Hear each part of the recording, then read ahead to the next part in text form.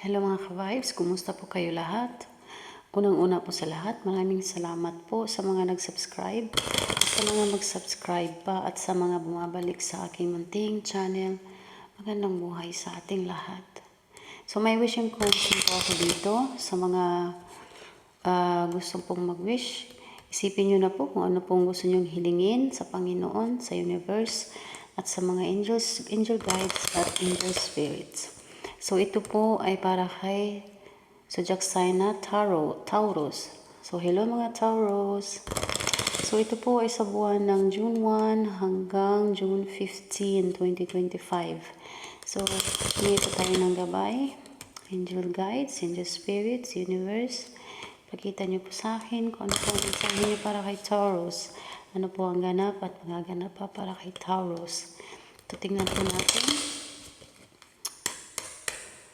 So,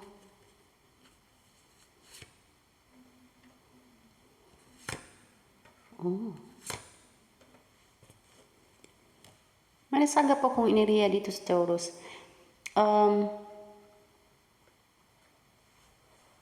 The last time na nakita ko, may matanggap na pamana, may maano ng pamana. Meron din na naman ditong pera.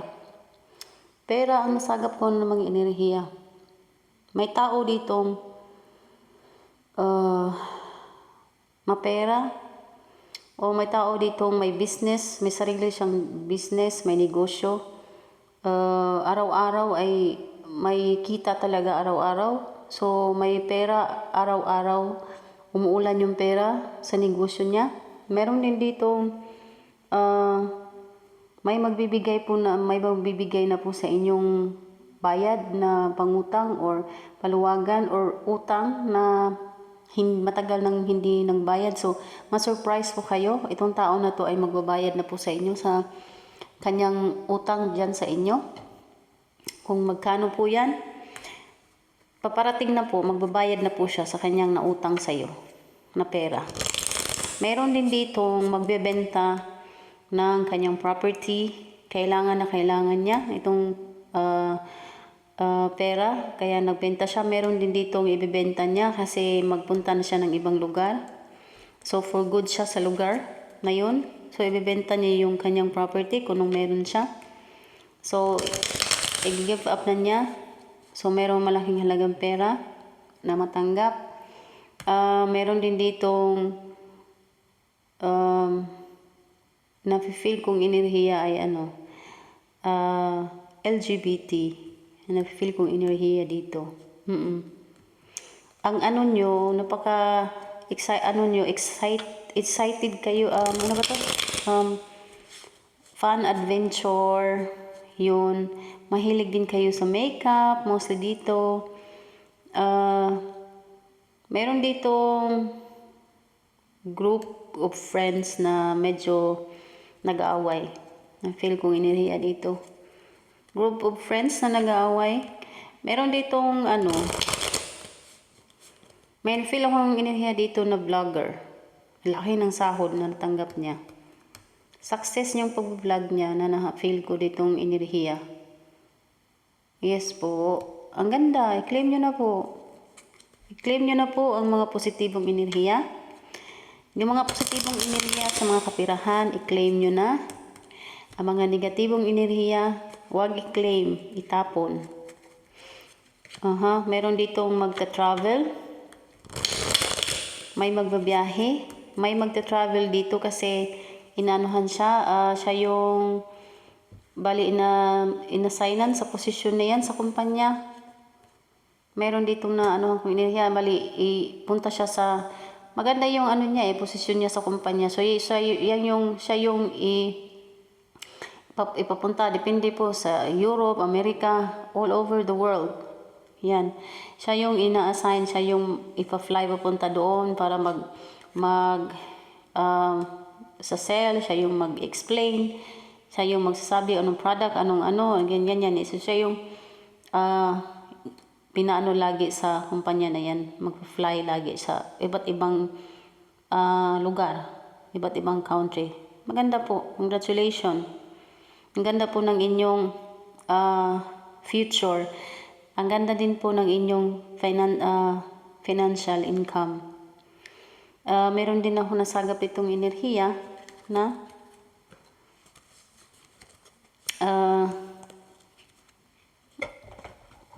meron talaga nitong grupo na nag-aaway. Parang group of friends, or mga kakilala na nag-aaway. Na-feel ko ditong enerhiya. Meron ditong feminine na na-feel kong enerhiya. Buntis. Lagi akong nakaano ng enerhiya sa Taurus. Please po, magpa-check up po mga ladies, mga girls, magpa-check up po kayo sa inyong mattress.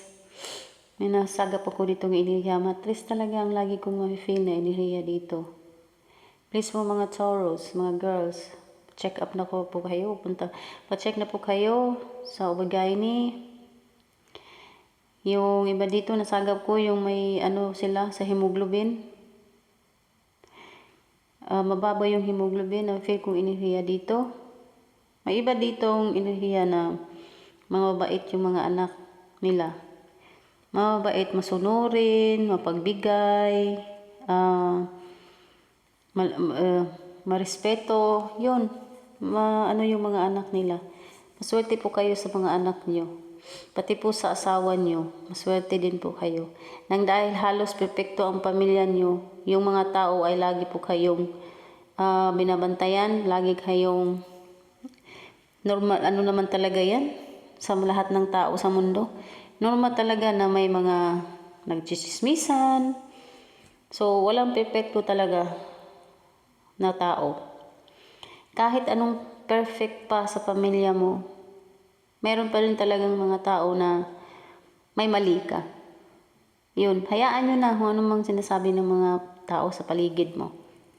Hayaan nyo na po. Go by the flow. Harapin ang ngayon at ang future. Wag bumalik sa nakaraan. So, lesson learned. Yun lang. Meron ditong, yes po, magpa-check up talaga kayo punta kayo sa Ubigayni. Magpa-check din po kayo sa inyong tenga. Meron ditong na-feel kong enerhiya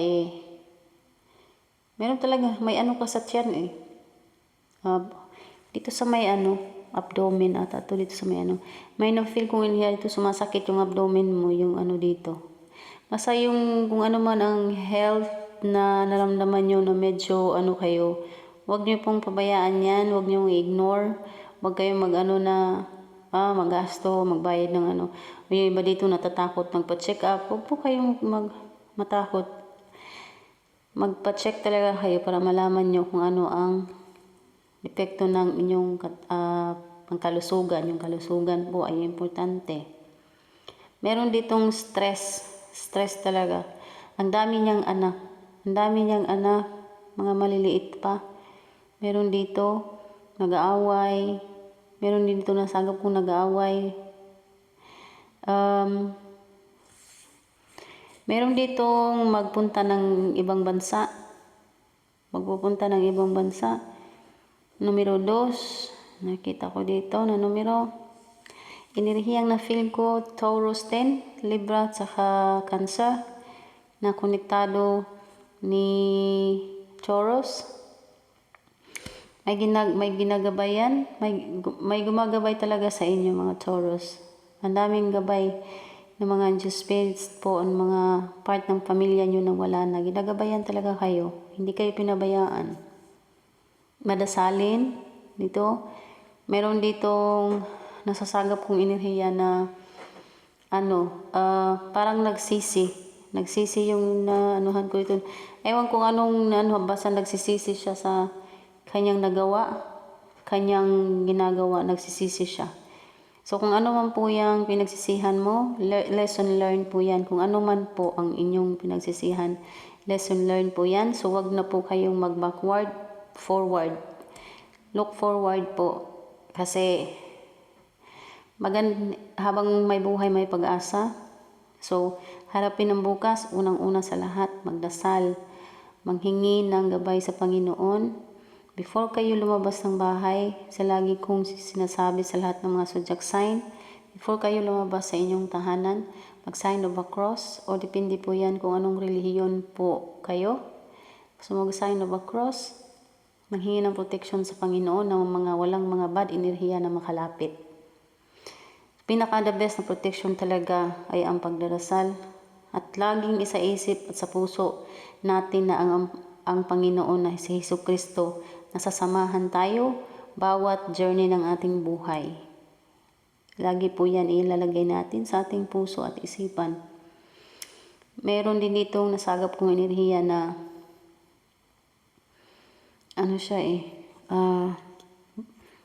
broken hearted. Nawahan ko dito na enerhiya. Broken hearted siya. Meron din ditong nakatago yung sa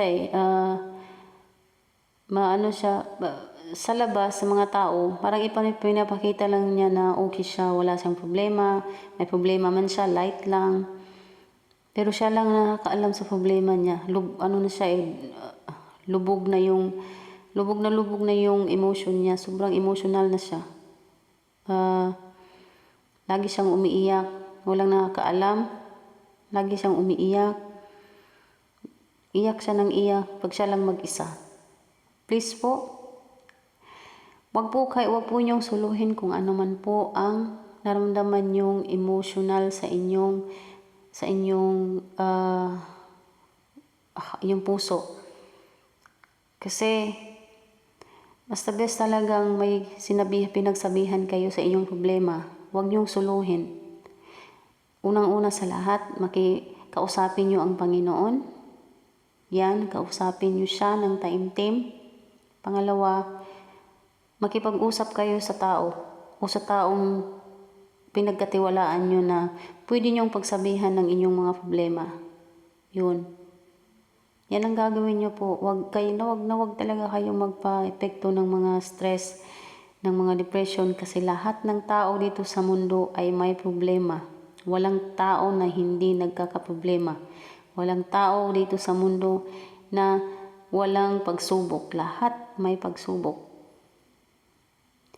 Lahat tayo may pagsubok na dinadanasan. Meron ding paparating pa at paparating pa. Kaya nga, nandyan lagi ang Panginoon. Kapit tayo sa Kanya. Kasi siya lang talaga ang sagot sa lahat ng bawat isa sa atin. Bawat journey ng ating buhay, ang Panginoon lamang po ang may alam at siya lamang po ang maka-solve lahat ng ating mga problema. Emotional, spiritual, financial, lahat na yan. Physical, lahat. Emotional, spiritual, financial, physical, lahat ng mga yan lang ang Panginoon lang ang makasolbad sa lahat ng ating mga problema. Wag na wag kayo magpababaya sa inyong kalusugan. Meron dito yun nga, may matanggap itong pera. Meron dito na-feel ko ring enerhiya na may pamana talaga na naman. May magbibigay sa iyo ng pasalamat, may magbigay ng kanyang utang, magbabayad na siya sa kanyang utang sa iyo.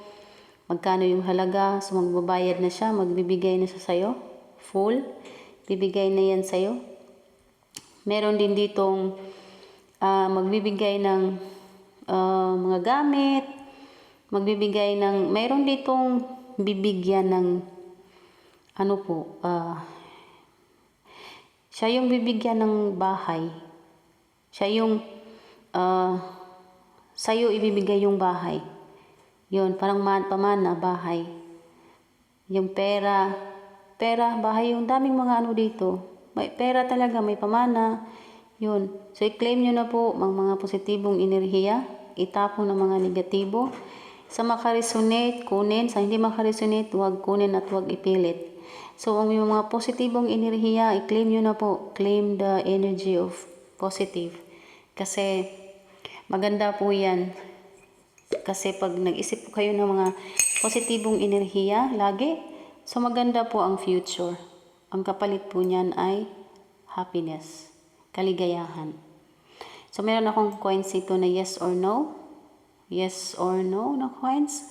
So, mag-isip-isip na po kayo kung ano pong gusto nyong hilingin sa Panginoon, sa universe, sa angel guides, sa mga spirit guides.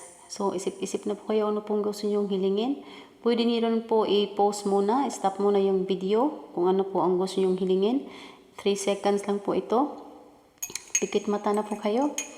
So, ipasok ko na ito sa mahiwagang baul. So, ready na ba kayo mga Taurus? In 3, 2, 1. Oh. Ay, ang ganda. Congratulations mga Taurus. Congratulations mga Taurus. Yes daw. Yes daw ang sagot sa inyong hinihiling. So, sinagot na po ni Panginoon ang inyong hinihiling. So, kung ano man po yan, kunting pasensya, huwag agad-agad hurahin kasi darating talaga yan. So, may sagot na siya. Yes daw po. Congratulations mga Taurus. So, hanggang dito na lang po muna tayo. Maraming salamat sa panonood. Hanggang sa muli. Paalam.